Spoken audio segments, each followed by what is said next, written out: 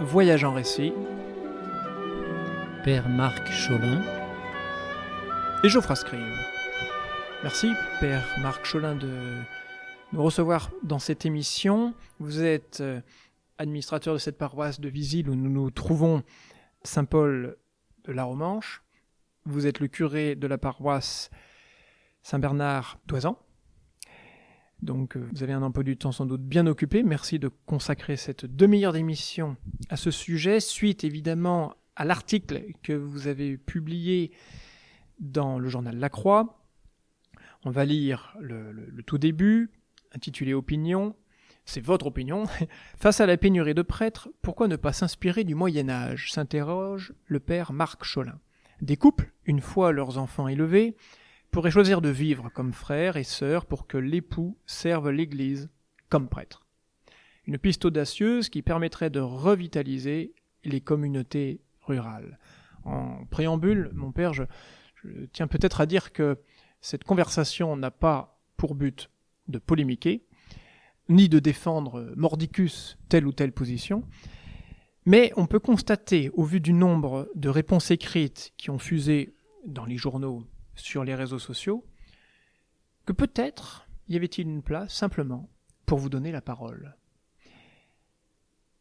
Je vais revenir sur le premier mot, revitaliser les communautés rurales. Est-ce que ce constat part, pour vous, d'une inquiétude pour le monde rural, voire d'une souffrance ? D'une souffrance, non, pas du tout. Moi, je suis confiant dans Dieu qui appelle des ouvriers à sa moisson, et je suis confiant dans les baptisés qui, s'ils sont adultes dans leur foi, ils ne laisseront jamais tomber une communauté chrétienne, ou disons les chrétiens qui sont autour d'eux. Non, je pars seulement du constat que quand je suis devenu prêtre, il y a 41 ans, il y avait 550 prêtres en Isère, et maintenant on est plutôt 130. Donc ça fait 4 fois moins. Et donc il y a des lieux qui sont moins bien desservis, et il me semble que quand on peut rassembler des gens pour l'Eucharistie, il n'y a pas que ça bien sûr dans la vie chrétienne, mais le rassemblement est quand même constitutif de la foi chrétienne, et ben ça permet de se retrouver. Et si le maillage est vraiment trop large, ça sera difficile. On sait que le christianisme était très citadin au départ, puis après avec Saint-Martin, c'est devenu campagnard. Donc ça va peut-être redevenir totalement citadin, mais bon, en attendant, on peut peut-être trouver quelques vocations de prêtre dans la proposition que j'ai faite. C'est même la définition, il me semble, du mot paroisse à l'origine, qui est un rassemblement de quelques, ou de beaucoup, de chrétiens autour du même lieu pour prier ensemble. Donc, vous commencez ainsi cet article. Notre Église catholique a besoin de prêtres spécialement en France. Alors, évidemment, on pourrait se dire, si l'on voulait prendre un point de vue statistique, que puisqu'il paraît que nous ne sommes plus, en termes de pratiquants, que 2 ou 3% de la population de ce pays, à la rigueur, rapporté au nombre de prêtres, on est encore verni. Tout à fait. Mais la réalité n'est pas que statistique, elle est aussi kilométrique, elle est aussi une ruralité, elle est aussi une réalité des campagnes comme des villes. Donc il faut sans doute avouer une désertification des campagnes. C'est sur le point sur lequel vous insistez. Oui, et là où ça peut être douloureux, c'est qu'on sort d'une chrétienté très présente, et donc on a du mal à décroître. Oui. Alors que, par exemple, le ratio prêtres pratiquants en Afrique est beaucoup plus faible, mais eux, ils sont dans la croissance. Donc nous, on essaye de continuer un peu ce qu'on a fait jusqu'à présent. Le frère François Casagina-Trevelli me disait récemment, lui qui se trouve maintenant sorti d'abbaye et prêtre du côté du Cantal, en pleine ruralité pour le coup, que oui, effectivement, vous proposiez des pistes, que cela méritait peut-être d'y réfléchir, mais surtout, lui constate actuellement qu'il fait quand même beaucoup d'enterrements. Est-ce que c'est aussi votre quotidien ? Oui, je fais pas mal d'enterrements. Ça va décroître, je pense, parce que le sentiment chrétien s'estompe. Mais je fais aussi pas mal de de baptême d'adultes, de jeunes. C'est quand même la nouveauté de notre Église en France. Années, oui. Depuis quelques années, ça croît et on voit que ça se dément pas. Enfin, les demandes arrivent. Hein. Par exemple, ces 2 dernières années, savez-vous combien de baptisés avez-vous pu avoir là, dans les catéchumènes, dans les adultes? Alors l'année dernière, j'ai baptisé des enfants, 3, mais pas d'adultes. C'est la première année où je baptise pas d'adultes. L'année d'avant, j'avais baptisé 4 adultes. L'année prochaine, cette année qui arrive, j'avais en baptisé 3 et plus 2 enfants. Donc voilà, il y a quand même du travail auprès de ces demandes, de ces nouveaux chrétiens. Donc ça va, qui renouvelle un peu aussi les communautés parce que il y a quand même, on peut dire, à peu près 1 sur 2 qui pratiquent. Oui, et puis ce sont des gens aussi à accompagner. Vous ne pouvez pas forcément les suivre tout seuls, j'imagine. Il faut aussi trouver à chaque fois du monde. On essaye, mais dans mon milieu de montagne, à Bourdoisan, c'est moins évident parce qu'il y a une réalité de saisonniers. Et dans la saison de ski ou d'été, quasiment les chrétiens de base, ils sont tous employés 7 jours sur 7. Donc c'est pas facile. À Visil, où je suis administrateur, c'est plus simple et puis il y a plus de gens effectivement qui s'impliquent. Donc, dans cet article, vous proposez de réfléchir à des couples qui n'auraient plus l'éducation de leurs enfants à charge, si l'on peut dire, donc qui auraient sans doute passé déjà 50 ou 60 ans, et vous proposez de réfléchir au fait que l'homme se consacre, serve l'Église en tant que prêtre. Alors, cela pose une question toute simple. Nous pouvons quand même observer qu'il y a tout de même des diacres dans notre Église, notamment l'Église de France. Peut-être même y a-t-il eu une montée du diaconat ces dernières décennies pour des gens de 50 ans ou plus, ayant réglé eux-mêmes l'éducation de leurs enfants. Alors, est-ce que vous voyez le fait de proposer à un diacre aujourd'hui de devenir prêtre une suite logique? Et deuxième question, pourquoi cela pose à ce point une inquiétude, on le voit sur la réaction des réseaux sociaux, de passer de l'étape diacre à l'étape prêtre, alors que justement il n'y en a pas pour l'étape du diaconat? Je pense que certains diacres pourraient devenir prêtres, ayant élevé leurs enfants. Moi, je suis pas trop pour les viries probati où on devient prêtre au moment où les enfants sont encore à la maison. Je pense que prêtre, ça demande quand même de donner pas mal de temps. Donc, faut pas négliger les enfants. Oui. Donc, c'est pour ça que moi, je suis pour un appel un peu plus tardif dans la vie. Bien sûr, certains diacres pourraient s'en tirer de prêtre, mais c'est pas une vocation générale des diacres. Hein. Non, mais qu'est-ce qui, au niveau social, si je puis dire, pourquoi le fait de proposer à un homme marié d'être diacre ne pose pas de problème, et pourquoi cela en pose un quand on aborde la question de lui proposer la prêtrise au niveau sociétal, comme on le voit dans les réponses? Pour l'instant, l'Église en Occident ne propose pas à des hommes mariés de devenir prêtres. Alors qu'en Orient, il y a une petite fraction de l'Église où ça se fait, surtout autour du pays de Jésus, quoi, par tradition. Et donc c'est pour ça que je pense que si on veut appeler des hommes mariés à devenir prêtres, là, ça demande une grande réflexion de l'Église entière. Moi, je propose en gros, une séparation de l'homme et de la femme dans le sens qu'ils deviendraient frères et sœurs. Et donc, du coup, l'homme aurait un statut de célibataire, même s'il est soutenu par son épouse. Et donc, du coup, il me semble qu'il n'y a pas de problème théologique pour ordonner cet homme-là, puisqu'il se rapproche du statut de célibataire, et comme on ordonne les célibataires, pourquoi pas cette personne-là? Vivant sous le même toit encore. Oui, parce qu'il ne faut pas séparer ce que Dieu a uni. Voilà. Et puis l'épouse peut être d'un très bon soutien. Après, si elle veut, comme au Moyen-Âge, elle-même aller dans une autre direction, rentrer dans un monastère ou autre chose, tout est possible. Je suppose que vous vous attendiez à de telles réactions suite à cet article. En Occident, je m'y attendais, parce que notre société occidentale est très érotisée. Donc le sexe est hyper important. En Orient, c'est très différent. Et je me réfère un peu à la situation indienne. En Inde, il y a un schéma dans la tête des Indiens qui est que dans la vie, il y a 4 étapes. Il y a l'étape étudiante, l'étape marié, l'étape ermite au fond de la forêt et l'étape pèlerin. On va sur les chemins et on meurt en cours de route. Donc moi je me dis l'étape ermite, voilà, pourrait correspondre à notre étape viri liberati, devenir prêtre au service de l'Église.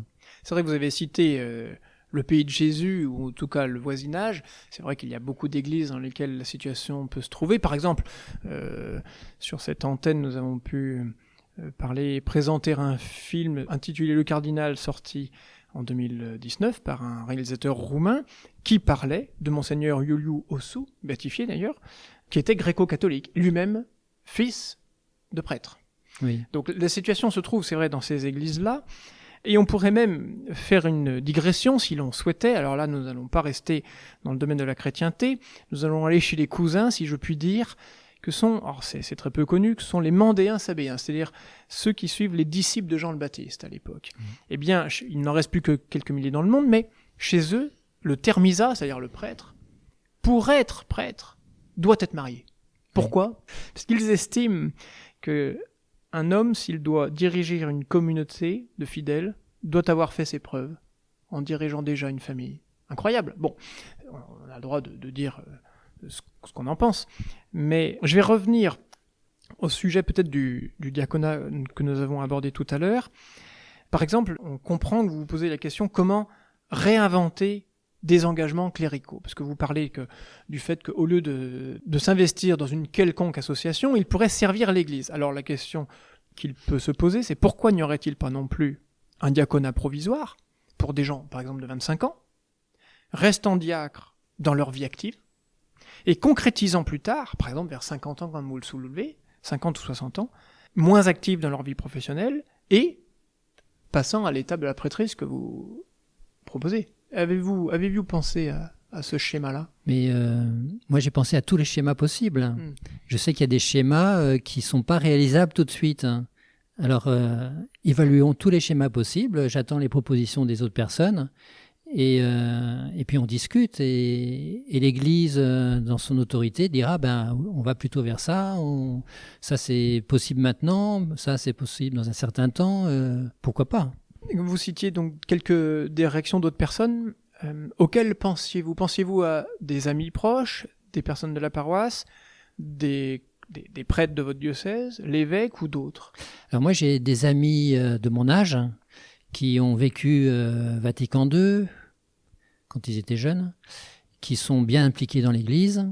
Et je me dis, il y a peut-être parmi eux quelqu'un que ça pourrait intéresser. Donc là, des amis mariés, vous voulez dire ? Oui, des hommes qui rentrent dans cette catégorie-là. Oui, okay. Oui. Je participe à un groupe sur Grenoble de scientifiques chrétiens.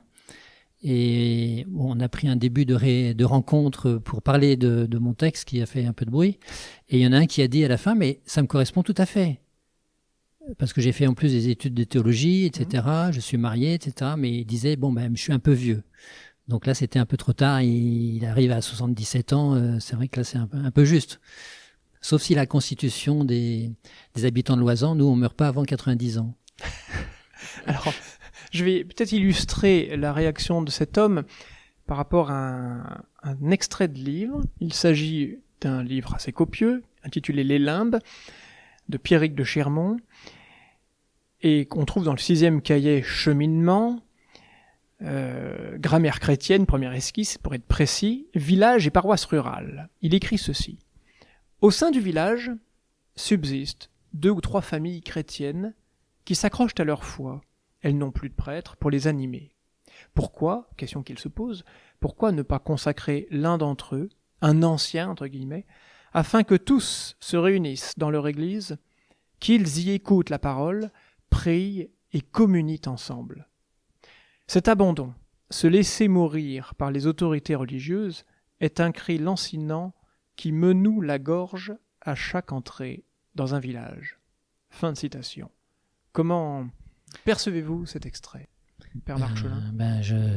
Je souhaite qu'il soit étudié par les autorités.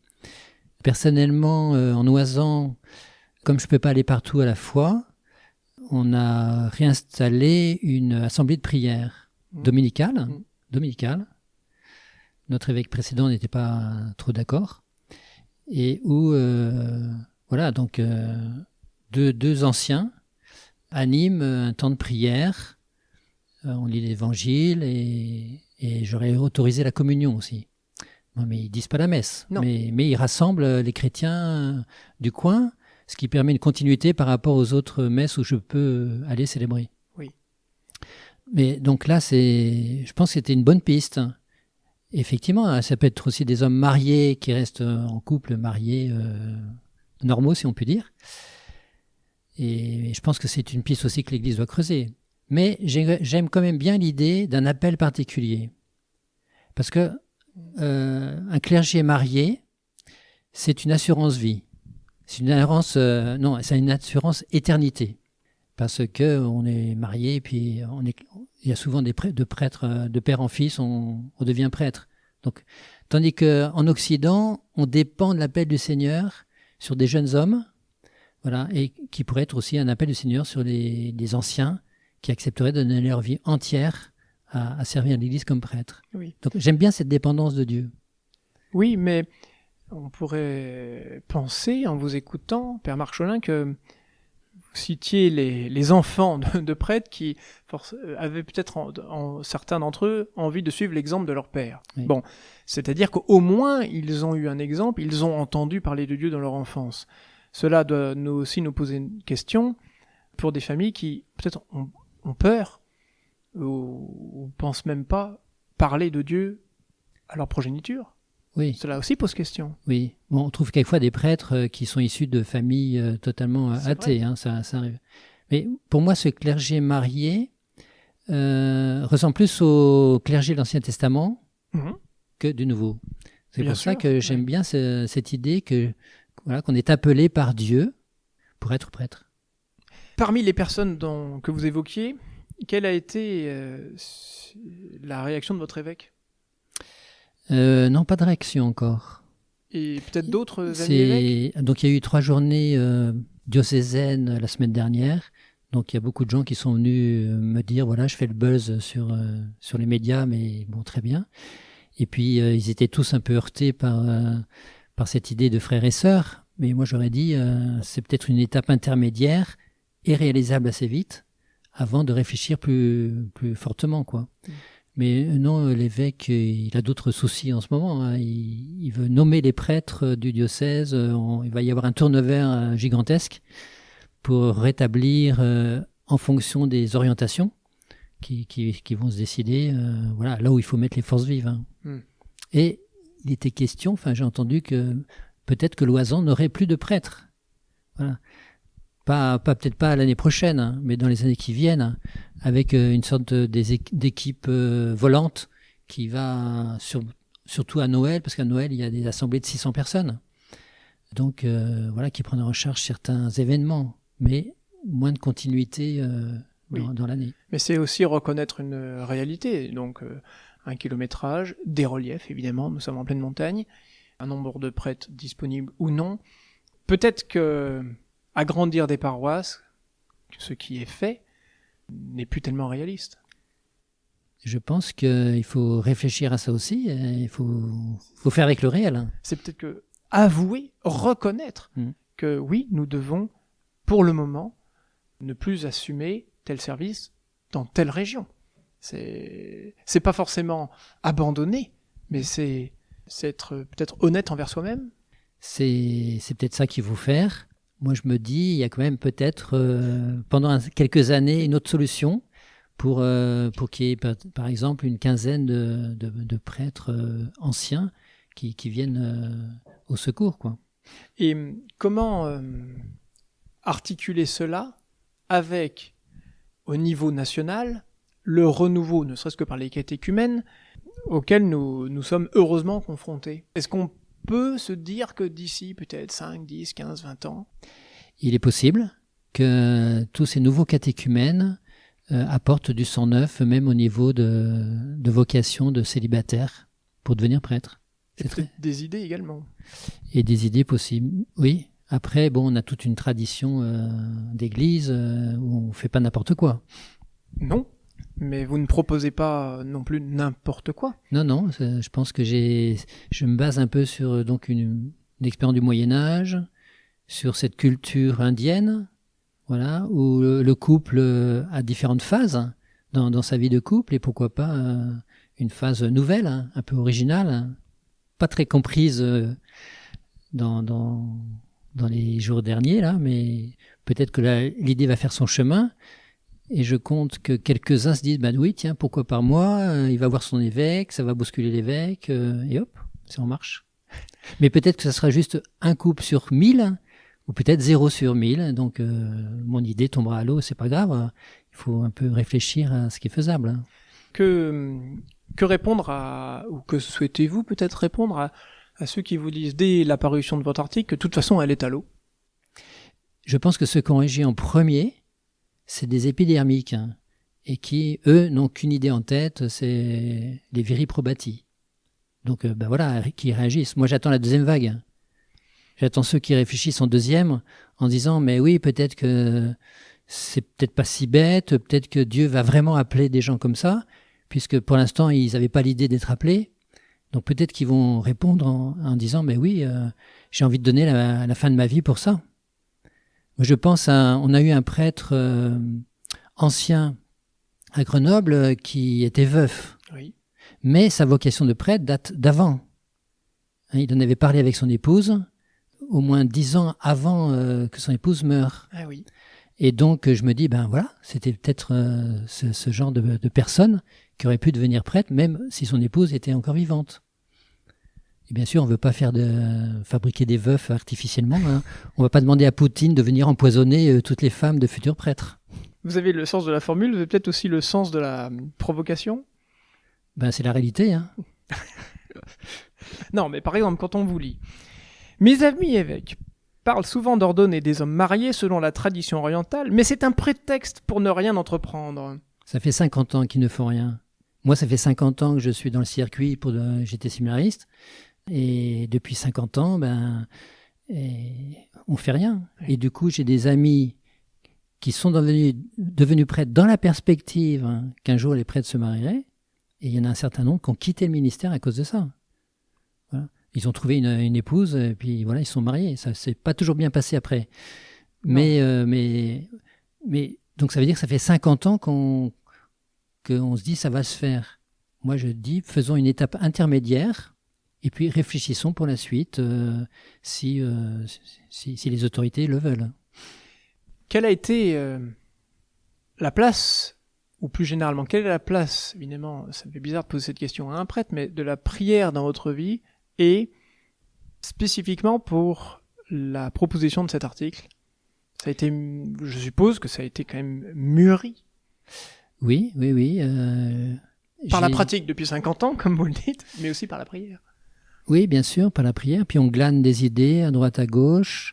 J'avais réuni il y a 3 ans quelques chrétiens résidents secondaires ou bien résidents de Loisan pour réfléchir à cette proposition d'ordonner des anciens.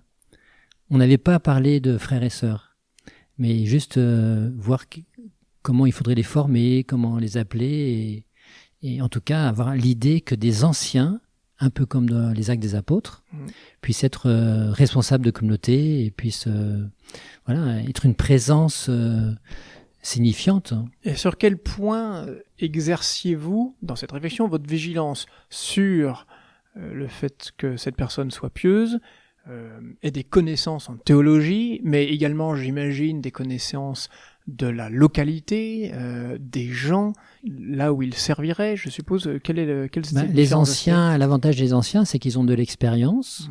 On prendra des gens qui ont une vie d'église, hein, bien sûr, qui puissent se former, enfin qui ont une certaine pensée théologique aussi, mais il y en a beaucoup hein, qui font des études et qui réfléchissent. Puis bien sûr qu'ils soient humainement admis dans la communauté.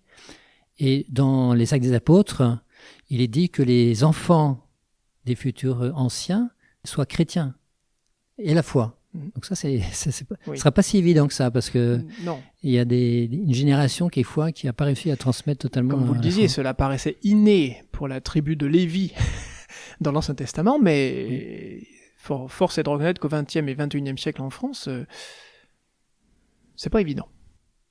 Qu'est-ce qui n'est pas évident? Il n'est pas évident que dans une famille, si les parents peuvent être pratiquants, ou en tout cas un des deux, les enfants ne le sont pas toujours.